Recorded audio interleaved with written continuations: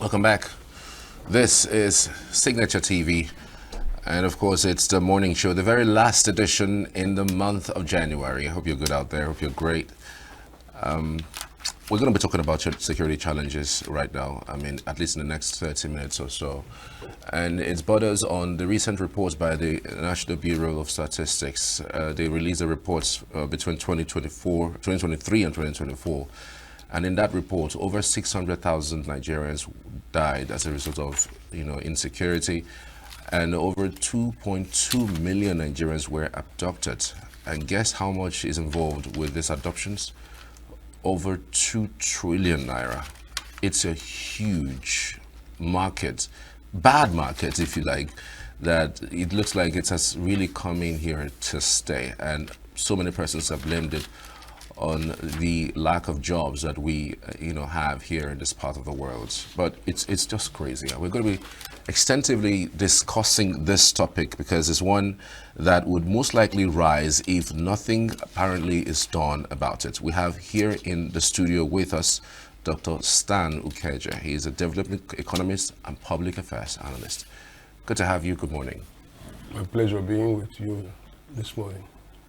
Are you surprised, shocked, or maybe indifferent about the statistics by the National Bureau of Statistics stating clearly that in 1 year we had over 2 million persons abducted and over 2 trillion naira involved? I would say it was a rude awakening, but having reflected is not surprising because when you add the numbers, even the ones that we seem to know, you can imagine that the numbers are high, quite high. I think a few months ago, medical students from the University of Maiduguri who were coming to Enugu for a conference were kidnapped at Otukpo, together with their lecturers. 30. Just recently, about 2 or 3 buses in which about 7 soldiers were traveling in Enugu State were kidnapped. So if in one day such things can happen in one place, and these are where we know, in rural areas, whole communities are taken away, and so it's possible that although the data came from a survey, it's not a complete census, it's an opinion survey. But like I say, it's a rude awakening, when you measure something, you begin to dimension it. I mean, 2 trillion is more than state. At least I know that Enugu state budget is 941 billion or so, 971 or thereabout. River State's budget is around 1.2 trillion in terms of their budget. We're talking just kidnapping, adoption alone, 2 trillion with an average of 2.7 million per incident. I mean, if when kidnappers set demand and say they need 10 million, they kidnap 30 people and say each of them will be 10 million. I mean, that gives you an idea, because if the 30 people pay 10 million each, that's 300 million. And it repeats itself in different places. And if you remember, there was an incident in Abuja in which a former minister who, while he was a minister, said he was made a professor at Futo, joined in raising funds to pay kidnappers who kidnapped the daughters of somebody in Ebuari. So, I mean, if somebody as prominent as that could participate in fundraising, and a lot of, people who are affected sometimes dispose of their property in order to rescue their, not because the rescue will yield them anything, but they don't want to live down the feeling that there was something they could do and they didn't do it. All right, so with these numbers rising, because I know that this figure, is much, it's more like what we probably, half of what we had the previous year. The previous year was lower. Now this is higher. So the number keeps increasing. Do you think that we have finally, receded to fate? What I mean is receded to pain when these people ask for this money. Is it a helpless situation? Well, when something happens repeatedly, it is said that it has become normalized. For instance, coming here now, we were driving on one side of the road from the command, the police command or the military center, up to Ababa here. There are people who are born in Nigeria who do not know that vehicles have to drive on the right, because for a long time, people have been maneuvering. So if a child, you send the child to school, the school bus drives against traffic, drives in between the road, parks anywhere. I'm sure when the child grows up and you tell the child that as a driver you have to drive on, you say, when did that start? From my infancy, I've seen, so I've become normalized. I mean, can you imagine the Chibok girls? How many years? It's becoming normalized. When you say normalized, I'm beginning to see it from the portion of the fact that the government really have nothing to do, or maybe a little, if you like, because for you to be able to cough out 10 million naira, it means you are at a certain level of status in the country, or cough out that amount of monies. We understand that sometimes these monies can go from 10 to 2 million to sometimes even 1 million, and sometimes even things can go bad. They collect your money and still not release the hostage, and probably even kill the hostage. Recently, I really don't know, maybe you could explain this. They said that the government is adding bad activity to the GDP. Does this show you that these things are things like thieving, stealing, are things that can be added to the GDP? Is it what the government is trying to do? Well, you are confirming what I'm saying about normalization, because there's a group that called themselves Dirty December. They said they wanted to see where the money was going. They based their survey on Lagos and said so number of persons came in to Murtala Mohammed International Airport. They came mostly from Ondo, this state. They stayed in Ikoyi. They went to clubs, and they spent money. Part of the money they spent is on food, and they included naked dancers, what is called strip. Now, I mean, that's what is becoming normalized. A country where people are unemployed, and you find clubs, nightclubs, rising. Because relaxation is for those who have worked. But if relaxation becomes work, I mean, it's, you're on duty now. After being on duty, you want to rest. If you work for a long time, you may want to unwind. But if you unwind from Monday to Sunday, then that unwinding has become your job. So how are you paying for it? It is a moral crisis, because two things are afflicting Nigeria: the lack of solidarity. The lack of solidarity. You may be hearing about the attainment of the Eastern region in the 50s, 40s. The first head of government in the Eastern region, Professor Yoita, studied at one of the best universities in the world, Columbia University, studied economics. For him to come back and come to Enugu to be head of government, it was a major sacrifice. Such people, when there was an opportunity, they let people know that the government is going to build secretariat We shall need plumbers, we shall need fitters, we shall need this.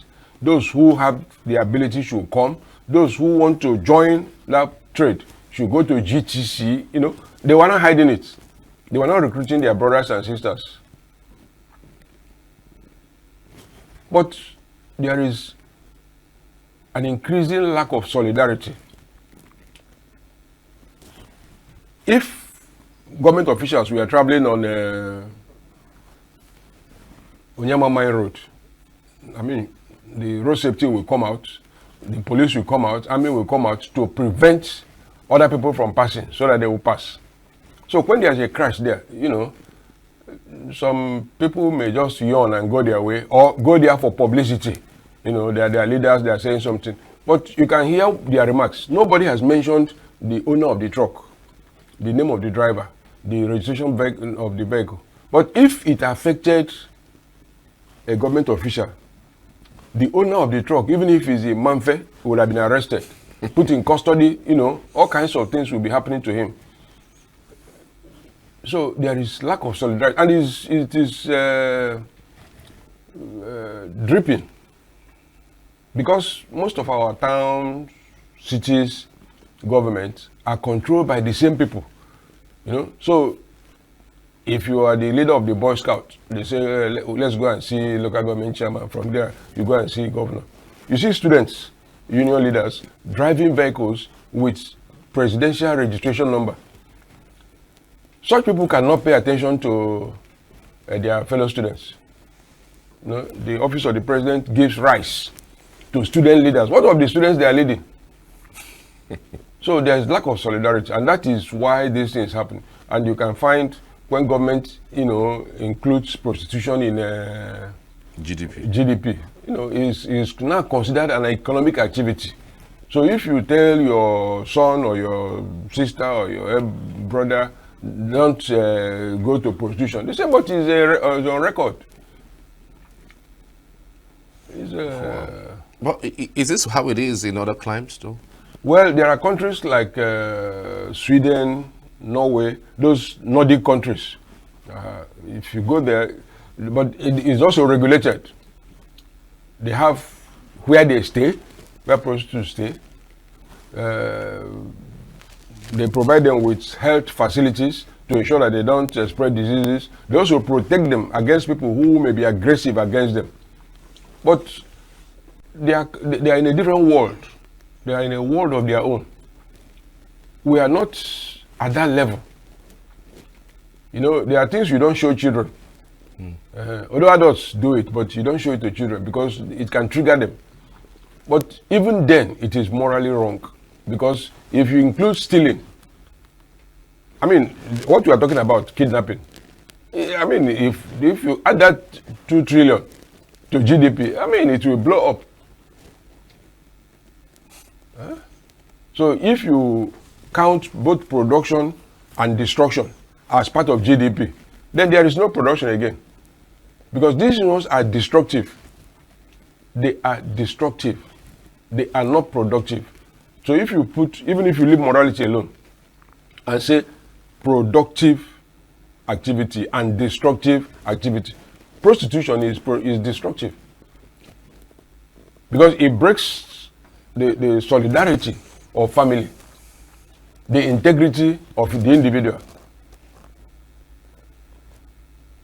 and creates dismay. So how can you include it? But that is also the result of a lack of solidarity. Many people in government, their masters are outside. That's why in most states and local governments and federal, you hear the word gender ministry, gender ministry. What does that mean? What is, they take it from abroad. Women and gender, what does that mean?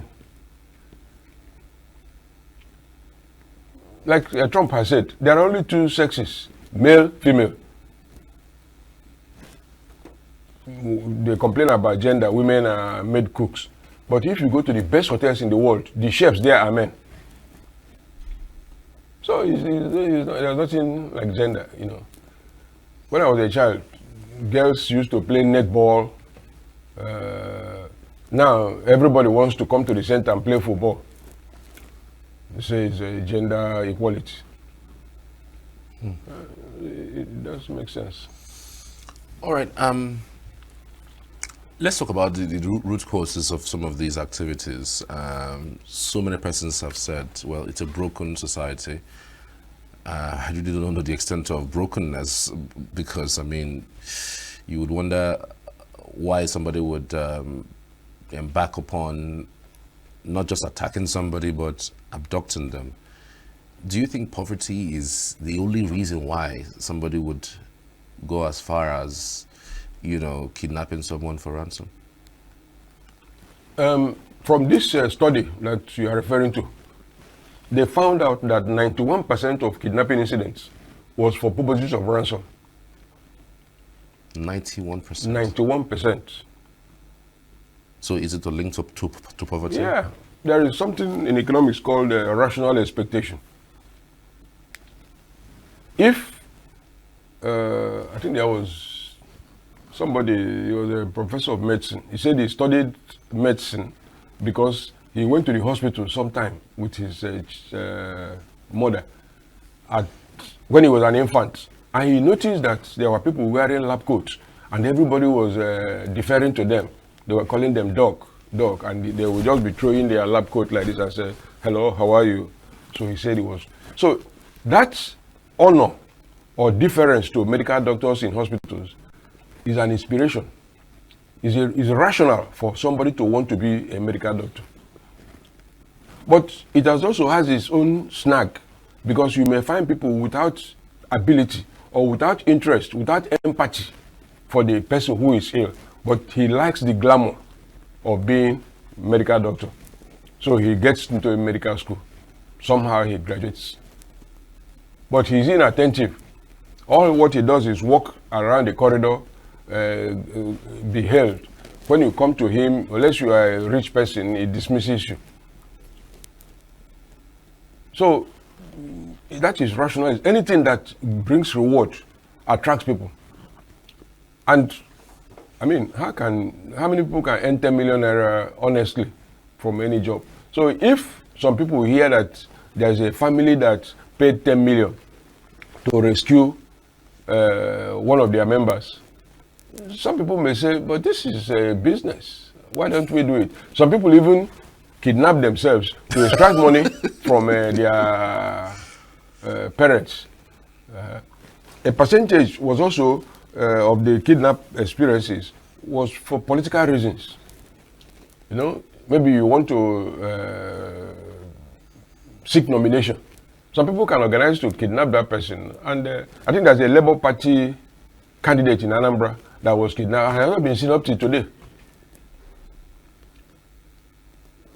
So people can kidnap people for political reasons, just to remove him, so that after the maybe nomination, either they release him or they finish him up. So do you think it's peculiar to countries like ours that that have high level of poverty, lack of jobs? Because I still believe that, just like you mentioned, I mean, people can really earn up to that amount of money, 10 million naira, you know, for a job. I mean, if you are going to earn that amount of money, it's probably be an amount that you have saved over time. Even people who have worked for 30, 35 years, difficult to find 10 million naira inside the account. So you would wonder if you think that even if there are jobs, even if there are, you know, things to do, whether you think this is going to go away. If you listen to Gumi, who is in Kaduna, although he's from Zamfara, you will find that some of these activities, which is predominant in the Northwest, is used as a means of raising capital. They kidnap people, go and buy cattle, and then begin to raise a farm. Some kidnap to get married, some kidnap to wed. It is not just unemployment or poverty. It's cultural. Cultural? Yeah, because when things begin to happen regularly, that's why, like I use the word normalization. after the war, we had the same incidents here about armed robbery. It was not just those who served in the army who had weapons, but those who saw the opportunity of robbing others as a means of raising capital. You will find business people in business environments like Onitsha. They know that this person is doing well. He's going to travel by bus X to Lagos to buy something. He hasn't cash. They arrange to go and they rob him and take away the money from him, and then set up their own. Some robberies are, in which cars are stolen, especially exotic cars. They are meant to raise money. They take it out of the country. Most of them are ranged from the northwest. They come down to the southeast, hire people to arrange to rob luxury cars. They arrange them in a convoy, have security protection, and take them through Sokoto to Niger and Benin Republic, refurbish them, sell them, and raise foreign exchange to go to China or Dubai to buy things. So but these things happen because the system is broken, like you said. Governance is not complete. If, as a young man, you have a house that is large, and then you have a room because you don't want to be disturbed, your room is facing the back of the house. One members of your family are living in other rooms facing the gates. They can go out and come in without your knowing. That is what is happening, Everything is like the kidnap of the Jews from Jerusalem. All the leaders were taken to Babylon, and Babylon was luxurious. Even some Jews that were kidnapped were now trained to join the leadership, those who are from the royal family. They forgot the other people in Jerusalem. So it took people like Daniel to pray and beg God that they should come back, and took people like Ezra and Nehemiah to come back and reinstate.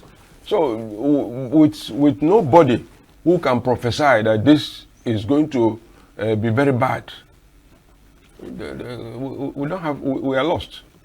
I remember after the war, Zik, late Nnamdi Azikiwe, although we were defeated, but he still gave a voice to reasonable behavior. He was from Onitsha. Sika, the administrator of Eastern Trade, was also from Onitsha, a younger person. But he challenged him to good governance. He was Chancellor of the University of Lagos, and he made some remarks that challenged Nigerians. He said, look, that the army has tasted power, that they are not going to leave it for a long time. Why don't we have a diarchy? The kind of thing they had in Turkey. What is operating in Nigeria now is military rule by people in civil dress. When you say military rule by people wearing a civilian dress, what does that mean? Say that again. When you say we're operating military rule by people who are wearing, vests, or if you like, they are civilians operating militarily, what does that mean? No, I mean, it's obvious. Let me just take an example. In 1977 or 78, when the land use decree was enacted, Obasanjo was head of state. He found it difficult to enact that decree because, coming from Abeokuta is not our tradition in the south for nobody, one person to own the land. He had to make a national broadcast assuring people that this is for developmental purposes and not for personal gain. There was a lot of surprise and people were not happy about it. But he was already operating in the north, where the Fulanis, when they overran the place, made themselves the states. Now, inside that decree, there is provision for what is called Land Use and Allocation Committee. As a young person, I don't know whether you have had any name of anybody who is a member of the Land Use and Allocation Committee. Whether in Abuja, in Enugu, in Owerri, in Port Harcourt, in Lagos. Or what you hear is that the governor has, the role of the governor in that decree is only to authorize, to prove that an allocation is correct by signing certificate of occupancy. But the governors, the Minister of Federal Capital Territory, all of them now just take it upon themselves to allocate land, revoke it, knock down your house, you know, everything. So is it not military rule? And indeed, the old military was even better.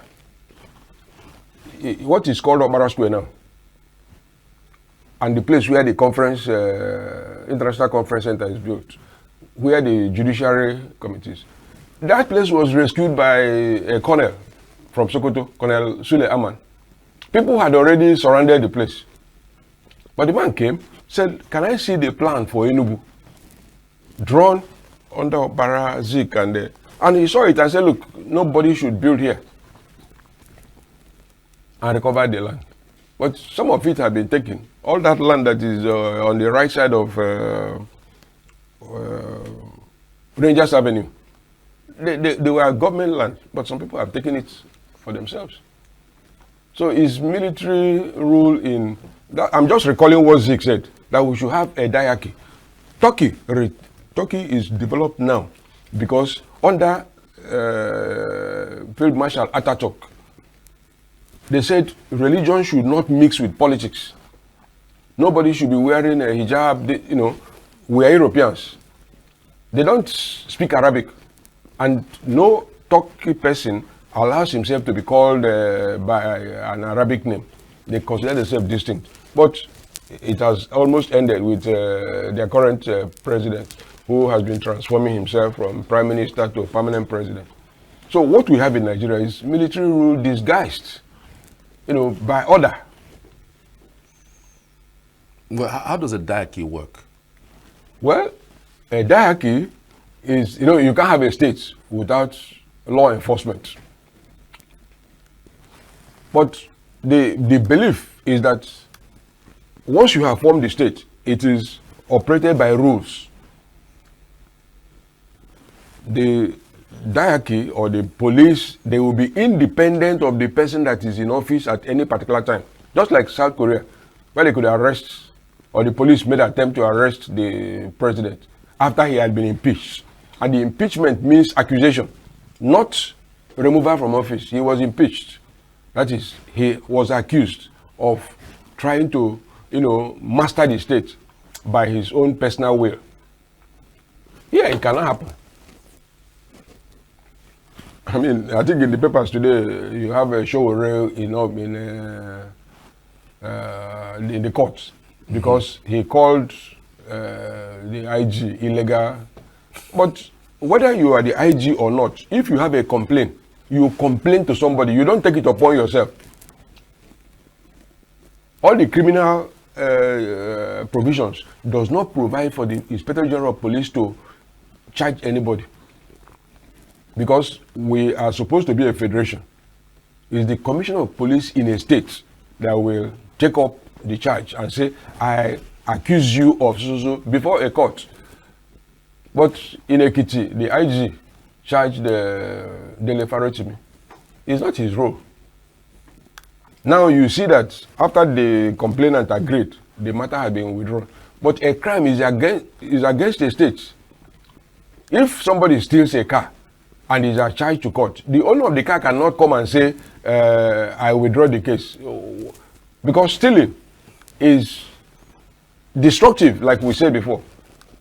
You cannot say stealing is no longer destructive, it's now constructive. We have added it to GDP, so let the matter end. I get what the point. That is how we have civil, military rule or authoritarian rule in a civil, by people in civil dress. Right. I mean, how do citizens react to some of these things? I mean, it's difficult even as a citizen to think through all of what's going on and say, you know what, I'm protected by the security by the government. But as a citizen and a Nigerian citizen, seeing the statistics, the number of people that have died, the number of people that have paid ransom and the amount involved, as a citizen of the country like this, what should you be doing? How should you react to these kinds of stories? What can they do?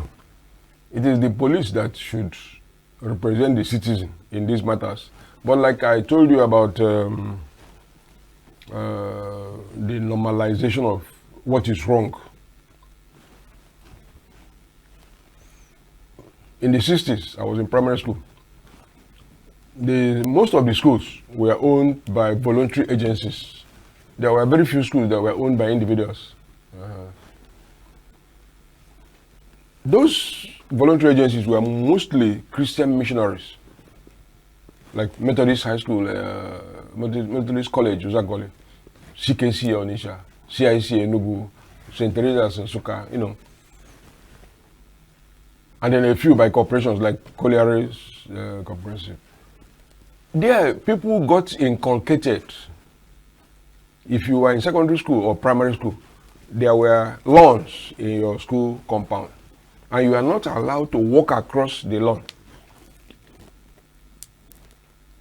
So before you come out of school, you have imbibed certain things. You don't make noise in the class. There are prefects appointed in your class who are your mates, but they are given responsibility to point out those who have done something wrong, even when the teacher is not there. So you learn leadership and obedience in the school. Now it's all lost. If you go to Anang Street, you will find students jumping the fence to enter that Queen's school or the schools there. By 11, they come whenever they like. The teachers are not there. They are going for union meeting or protesting their salary. You have teacher training colleges owned by the government, but there is no guarantee of a job for those who have attended. But at the time I was telling you, Our Lady of Lords, Iwolo, was a Catholic teacher training college. You don't go there without the church knowing that you want to be a teacher. And once you go there and you pass this, they will appoint you to a school. If you are not part of their church, but you are brilliant and somebody recommends you, they bond you. They say you will sign a bond. We are going to train you at the University of Ibadan to study chemistry. When you graduate, you will teach in our school system for a minimum of 4 years. They didn't go to court to swear the affidavit, but you had a guarantor and it was implemented. So when things fall apart, late Chinua Achebe, he wrote when things were still around the table. Now both the table and the things have scattered. There's no reference points to good behavior. No reference points to good behavior. Do you think that this particular upward spiraling of what's going on as regards to the wrong things happening, do you think it's as a result of the emergence of the president, the kind of person he is, his body language? There is this rumor or allegation that Abacha said that if there is a disturbance that continues for more than 1 day, that the government is involved. This result we are looking at now, if you go on the internet and go to the Nigerian National Bureau of Statistics data, website, it will not open because the report was released on the 17th of December. Yeah. On the 18th, they closed the website, claiming that it had been hacked. If it was hacked on the 18th, today is 30th January. Are the hackers now, have they taken over the Bureau of Statistics? If you have been hacked, you unhack and then open it. But that particular data is closed because the government does not want the data to be seen.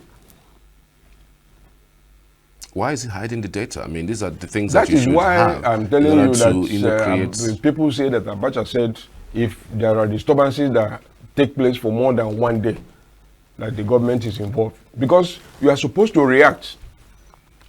I think over the weekend, there was a crash in Washington, D.C. Yeah. As it was happening, Trump was speaking.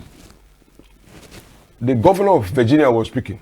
the governor of Kansas was speaking. The board of transportation, the secretary in charge of transport, people were talking and visiting the place. And when they go there, you don't see them talking. They're showing you the river and people being recovered. But in our own, at Ugo Onyama, some people went there and the camera was on them. They were just talking. Nobody knew what they were talking about. Instead of focusing on the accident and showing the suffering of the people, they were now announcing themselves as the good people, let's pray for them. And that is ended. How much did you give them? What have you raised? Have you visited the families that are afflicted? 11 people from Ebonyi State. Yeah. I didn't hear that Ebonyi State government has done something. It doesn't affect them. Right. So that's solidarity. And once you don't allow information to flow, because information is power, when people know that this is what is happening, when you pass and you are the person in charge of emergency, you bring slippers for somebody who has lost 11 people. What is slippers going to do for him? I understand that the Sienna vehicle in which the 11 people from Ebonyi died was a donation. A friend asked the man to use his vehicle to transport his family for the funeral of his father. Now, in a place where there is solidarity, people will identify that man and say, oh, we are sorry for what happened to you. How much is Sienna bus now? 50 million. I don't have 50 million, but I'm giving you 500,000. By the time you know it, the man will recover. But there's no sense of solidarity. The church, everybody is on their own. So where do we go from here, really? I mean, these numbers are staggering. I'm just imagining what it would be between 2024 and 2025. Where do we go from here? What do you really advise? Because again, you have also stated that sometimes government can really be involved. We've seen severally where law enforcement agents are involved in some of these kidnappings, some of these attacks. Some even go as far as even availing information to people who they feel that when the money comes, they will share. I mean, these things go on. And I'm just thinking to myself, like, where do we go from here? Where do you run to from here? Is it a thing of changing the government of the day? Do you think that as a nation, we will come to a point where things can get right? There's nothing God cannot do.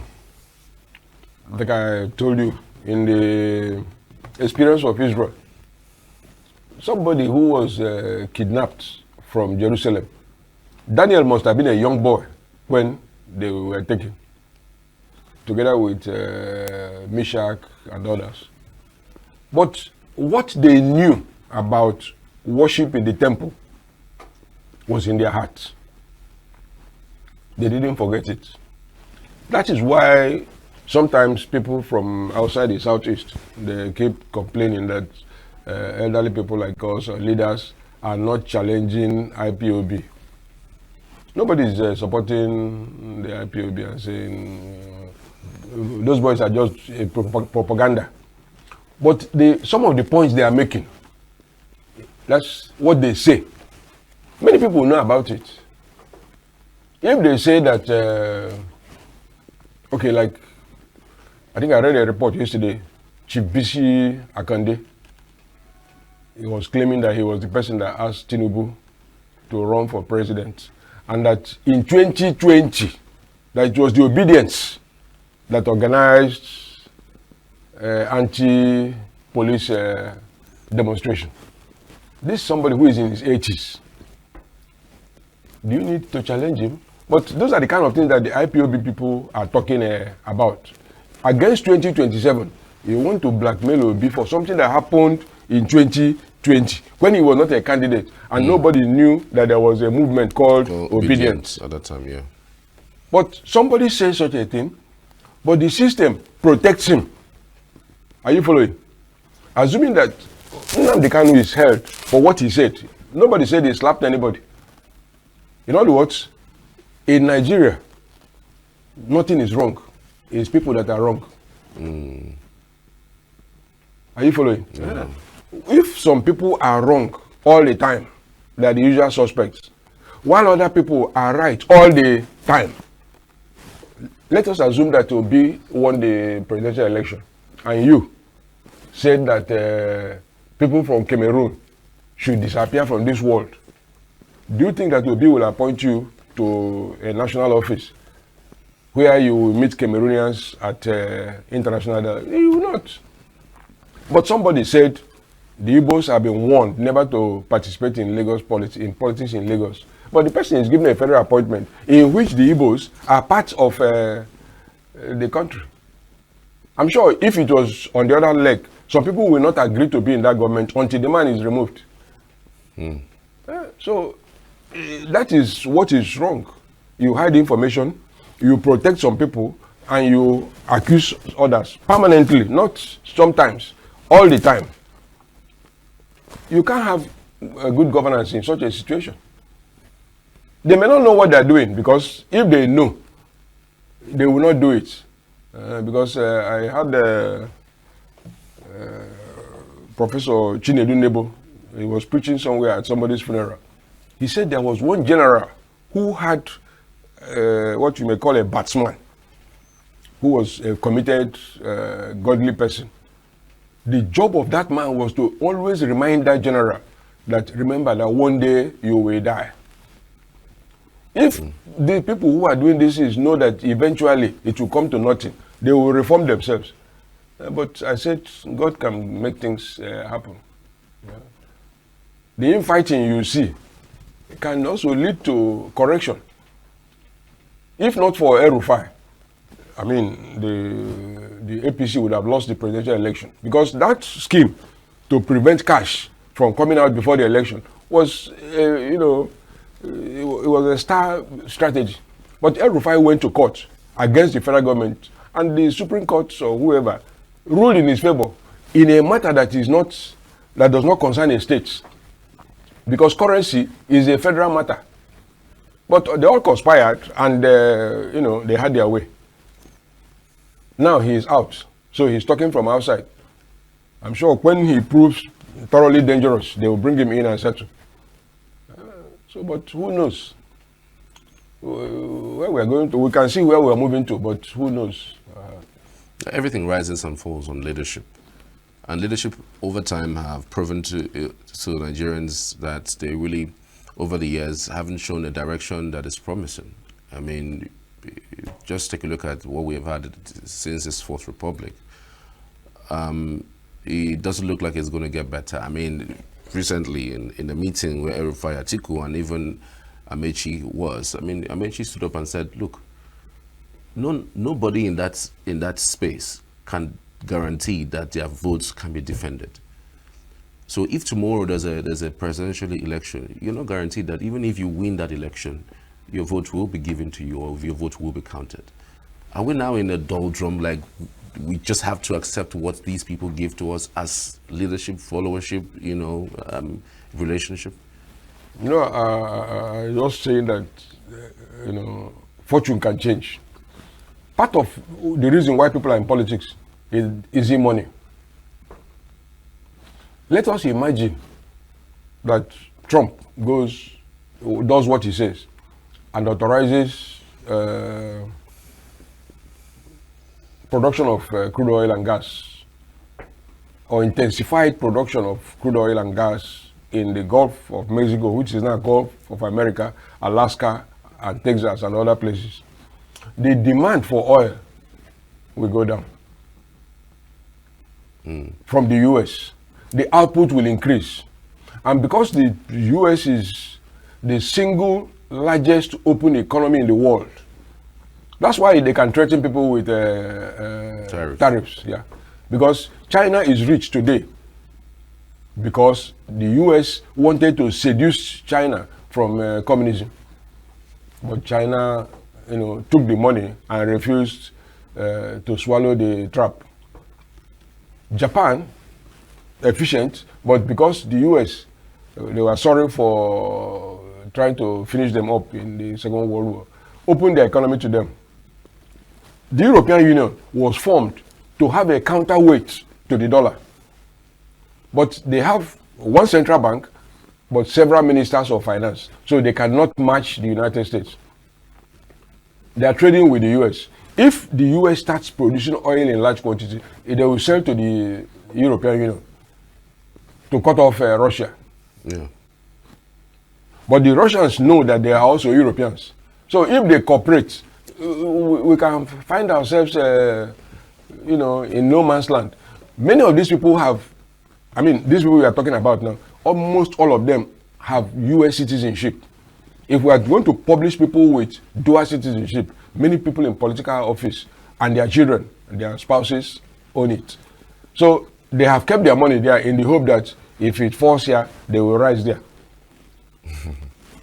But if Trump were to go through, not only will it increase, but the kind of money that creates crime in the United States, because some of the people there who are Nigerians are managers of the money stolen from Nigeria. And therefore, they can afford to do all kinds of things, engage in drugs, engage in all kinds of things. If they are located, their money will be seized.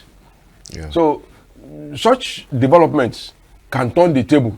And you now find people begging you to come and run for governorship. You said, but I've never run for councillor. They said, all the people have disappeared. We are looking for somebody.